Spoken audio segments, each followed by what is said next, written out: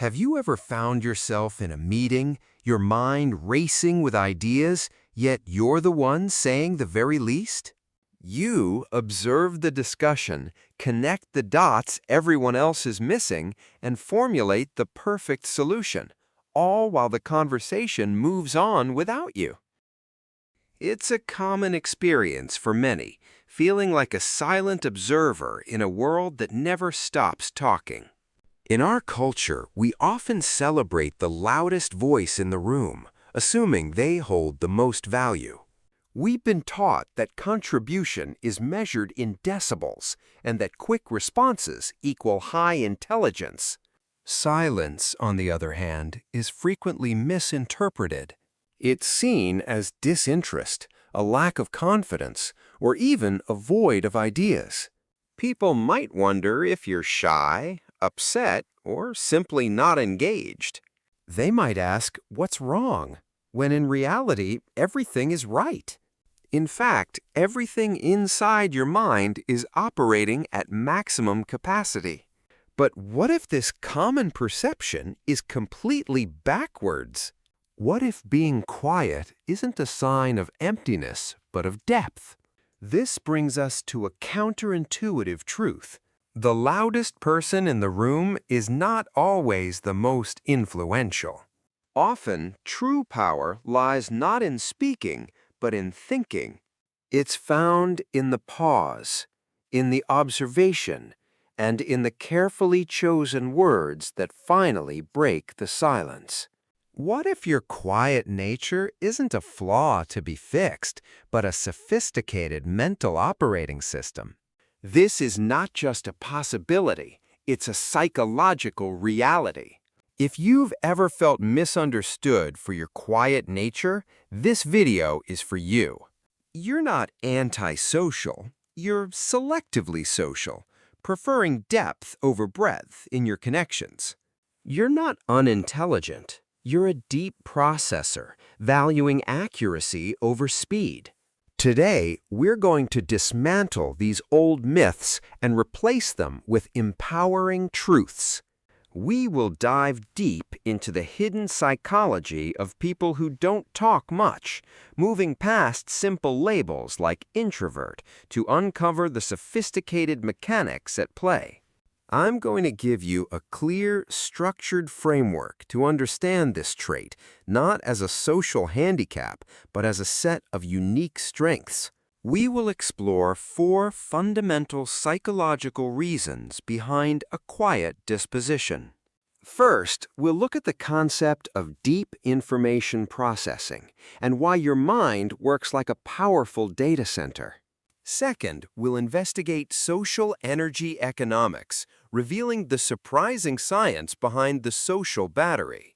Third, we'll uncover the surprising superpower that most quiet people don't even know they have, which is high observational acuity. And finally, we'll discuss the art of purposeful communication and why saying less often means your words carry far more weight.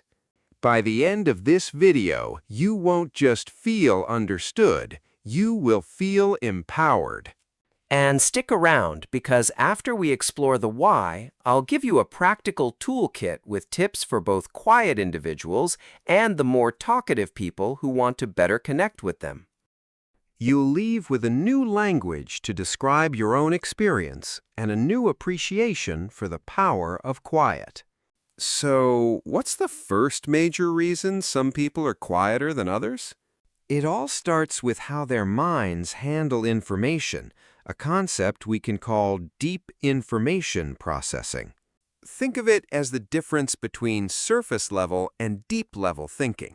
While some people process thoughts and ideas in real time, speaking as the ideas form, a quiet person's mind operates more like a sophisticated data center. Incoming information isn't immediately turned into an output. Instead, it's routed for extensive analysis. It gets cross-referenced with past experiences, checked against existing knowledge, and run through various simulations. This internal process is incredibly active, complex, and energy-intensive. Here's a powerful analogy to make this clear. An extrovert's mind can be like a vibrant whiteboard in a public brainstorming session, where ideas are rapidly written, debated, and erased for all to see. It's collaborative, dynamic, and externally focused. The quiet person's mind, however, is more like a manuscript being meticulously written and edited in a private study. Each sentence is crafted, each chapter is reviewed, and the entire narrative is polished before it's ever considered for publication. The world only sees the final, refined product, not the countless hours of drafting and revision that went into it. This is why, in a fast-moving discussion, the quiet person may not be the first to speak. It's not because they have nothing to say. It's because they are in the middle of a deep, comprehensive thought process that refuses to offer a half-baked idea. Imagine a team meeting to solve a critical project flaw. While everyone else is throwing out rapid-fire suggestions, one person is silent. They listened intently, their gaze distant. After 15 minutes of chaotic debate, they finally speak. They offer not just an idea, but a complete solution that addresses the root cause, considers the long-term implications, and anticipates future problems. Their one contribution renders the previous 15 minutes of noise obsolete. This is the power of deep processing. The implication here is critical to understand. This isn't slowness, it is thoroughness. It is a commitment to quality over quantity. It's a neurological preference for depth that ensures when an opinion is finally offered, it is well-reasoned and robust. It's an architecture built for insight, not for speed. It's a cognitive style that prioritizes getting it right over being first. It's a deliberate calibration of the mind. The quiet is not a void. It is a workshop where masterpieces of thought are being constructed. It represents a different kind of intelligence, one that our fast-paced world desperately needs.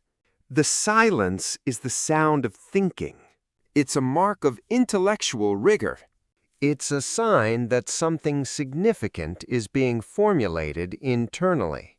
This is a feature, not a bug. It is a testament to a mind unwilling to settle for the superficial. So it's not that you're slow to speak, it's that you're quick to think deeply. Does that sound familiar? That feeling of having a whole internal monologue, a complete debate with yourself before you say a single word? That's deep processing in action, your mind honoring its commitment to depth. It's the hallmark of a thoughtful individual. Now let's talk about the second reason, which moves from cognition to biology. It's a phenomenon many of you have felt but may not have had the words for, which we'll call social energy economics. You've probably heard of the social battery metaphor, where your energy for socializing depletes over time. For quiet people, this isn't just a cute concept, it's a tangible biological reality. The science behind this is fascinating and surprisingly simple to grasp. It's linked to our brain's reward system, and specifically to a neurotransmitter called dopamine. Talkative, extroverted brains are often less sensitive to dopamine. This means they require a lot of external stimulation, such as parties, large groups, and constant interaction, to get that feel-good buzz. Their energy level actually goes up in these environments. However, the brains of many quiet people, or introverts, are highly sensitive to dopamine.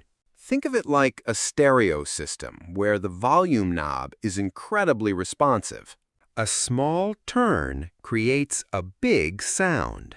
For the highly sensitive brain, even a moderate amount of social stimulation can feel like turning the volume all the way up, leading to overstimulation and exhaustion.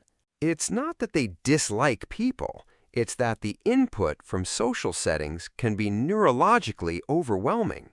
This is why you might feel energized and alive during a deep one-on-one conversation about a topic you love, but feel completely peopled out and drained after just an hour at a noisy networking event. The first scenario provides just the right amount of stimulation, hitting that perfect dopamine sweet spot. The second blasts your system with too much input, causing your brain to hit the emergency brakes to conserve resources. So the consequence of this biological reality is that talking less becomes a strategic form of energy conservation. It's not about being unfriendly or aloof. It's a subconscious strategy to manage your finite social energy so you can stay engaged longer in the interactions that truly matter. It's choosing to spend your energy currency on high-value connections rather than dispersing it on low-value small talk.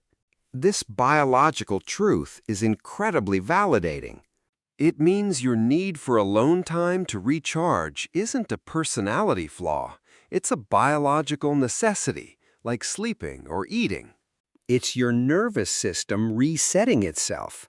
But this doesn't mean you're doomed to be a hermit. In a few minutes, I'll give you a practical framework for how to manage this energy and even use it to your advantage in any social situation. Understanding this principle is the first step toward working with your nature, not against it. You're not broken for needing to retreat. You are simply well-calibrated. You're wired for depth, not for constant high-frequency broadcast. So the reframe here is powerful. You don't hate socializing. You strategically invest your social energy in connections that provide a real return. This brings us to our third reason, which is where we find a hidden superpower. So far, we've discussed internal processing and energy management. Now, let's reframe what's happening on the outside. While a quiet person isn't talking, what are they doing instead? The common assumption is that they're disengaged or zoned out. But the reality is often the exact opposite. They are engaged in high observational acuity. This is the superpower we talked about at the beginning of the video. Because you're not spending cognitive resources on formulating your next sentence or managing the spotlight of conversation, your brain's bandwidth is freed up for intense observation. While others are broadcasting, you are receiving. Your mind becomes a high-fidelity sensor, absorbing vast amounts of data from the environment. You're not just hearing the words being said, you're listening to the tone, the hesitations, and the things left unsaid. You're reading the subtle shifts in body language, the fleeting micro-expressions, and the intricate social dynamics playing out between people in the room. You see the whole chessboard, not just the piece you're about to move. Let's revisit a work scenario. Imagine a high-stakes negotiation. The sales team is talking, presenting, and making their case. The client team is nodding along. But the quiet analyst in the corner, who hasn't said a word, notices something everyone else misses. She sees the client's CEO subtly clench his jaw when a certain financial projection is shown. She notices his lead engineer exchange a quick, almost imperceptible glance with his colleague. While her team is focused on their own performance, she is focused entirely on the client's reaction. At a crucial moment, she might lean over and whisper to her boss, "They're concerned about the implementation timeline, not the cost." This single observation, born from silence, changes the entire strategy and ultimately saves the deal. This is high observational acuity in action. It's the ability to see the invisible currents in a room because you're not busy making waves. This ability to absorb and synthesize environmental data is an incredible strategic advantage in any field. It makes you a better leader, a more empathetic friend, and a shrewder negotiator. Your silence isn't passive, it's profoundly active. It is a state of heightened awareness. So let's reframe this once more. You're not just being quiet, you are gathering intelligence. You are the designated observer, the one person in the group who is truly seeing what is going on. Our fourth and final reason builds on all the others and has to do with the perceived value of words themselves. We'll call this principle purposeful communication. For many quiet people, speech is not a default setting. It is a deliberate act. There's an innate understanding that words have weight, and therefore they should be used with intention and precision. This creates a high threshold for what is actually worth saying. It's an internal quality control system that asks, will this add value? Is this true? Is this necessary? Is this the right time? If the answer is no, silence is often the preferred, more intelligent option. This stands in stark contrast to the talk-to-think approach, which is a perfectly valid style where people verbalize their thought process as it unfolds. For the purposeful communicator, however, thought must fully precede speech. The editing process we talked about in our first point must be complete before the publish button is pressed. Think of a wise leader or a respected mentor you've known. They often don't dominate conversations. They don't fill every silence with noise. They listen, they absorb, and they wait. But when they finally do speak, everyone in the room stops to listen. Their words land with incredible impact because they are infrequent, well-considered, and full of substance. The scarcity of their speech makes each word more valuable. This is the ultimate benefit of purposeful communication. By filtering out the noise and contributing only when you have something of high value to add, your words gain immense authority. People learn that when you speak, it's worth paying attention to. You build a reputation not for being talkative, but for being insightful. Your voice becomes a signal in a world of static. This economy of words isn't about shyness. It's about a deep respect for the power of language and for the listener's attention. It's about choosing impact over volume. It's a commitment to making every word count. This approach ensures that your contributions are remembered long after the chatter has faded. So the reframe here is powerful and concise. You don't talk less, you say more with fewer words. Your silence is a filter that ensures only meaning gets through. Okay, that's the theory. These are deep processing, energy economics, high observation, and purposeful communication. But what do you do with this information? Let's get practical. First, for the quiet people watching, here's how to harness these strengths. 1. Own your processing style. Before a meeting or social event, give yourself 5 minutes to think about your key points. Preparing a few thoughts beforehand allows your deep processing mind to do its work without the pressure of real-time performance. Second, manage your energy budget. This is how you close that loop from earlier. View your social battery like a financial budget. Decide which events are worth a big spend and which are not. And schedule recharge time after a big social withdrawal. It's not selfish, it's essential maintenance. Third, leverage your superpower. Use your observational skills actively. Here's something I've noticed. This positions you as an astute observer and gives your insight immediate credibility.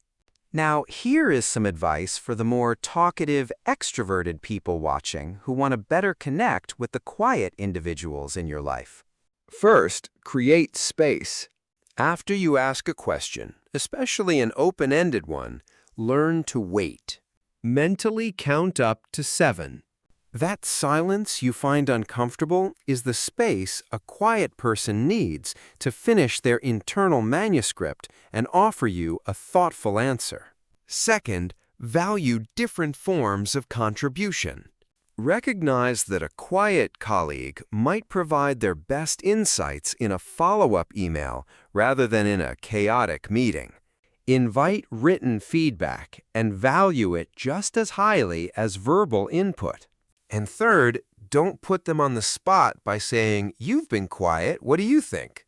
Instead, try a lower pressure approach, like, "I'd be interested to hear your thoughts on this when you've had a moment to process." This simple rephrasing shows respect for their thinking style. The goal here isn't for one type to become the other. The most effective teams and the strongest relationships are built on a bridge between these styles. They understand that both are needed. Broadcasters generate energy and ideas, and deep thinkers provide clarity and insight. Don't try to win the race to speak first.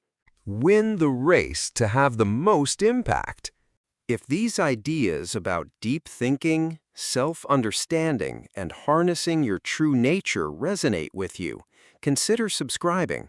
We explore the fascinating world of human psychology every week to help you better understand yourself and others. Join our community of thinkers. Now, I want you to imagine the next time you're in a room and you realize you're the quietest one there. Or the next time someone points out, "You don't talk much." After watching this, you'll have a completely new way to think about that moment. Let's put it all together. We've seen that being quiet isn't a single trait, but a combination of powerful psychological factors. It's the deep processing that values thoroughness over speed. It's the social energy economics that strategically conserves a precious biological resource. It's the high observational acuity that allows you to see what everyone else misses. And it's the purposeful communication that ensures your words have weight and impact. Your quiet nature is not a flaw to be fixed, but a different operating system with its own unique set of strengths. It is a sign of a mind that is rich, complex, and deeply engaged with the world, just in a less visible way. So let's go back to that thought from the very beginning. The next time you're the quietest person in the room, I want you to remember that you might also be the most aware, the most thoughtful, and potentially the most powerful. Your silence isn't empty. It's full of answers. It is your space for contemplation, your tool for observation, and the guardian of your focus. Embrace it.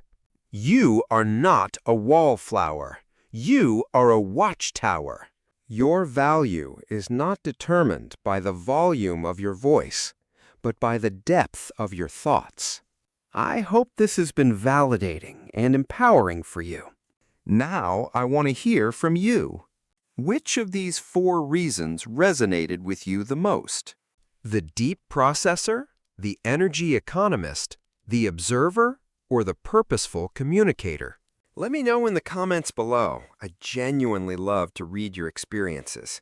If you enjoyed this deep dive into human psychology and want more content that helps you understand yourself and the world around you, make sure to subscribe and turn on notifications. And if you want to understand the other side of the coin, check out our video on the psychology of natural charisma right here. Thank you for watching. And remember to value your quiet power.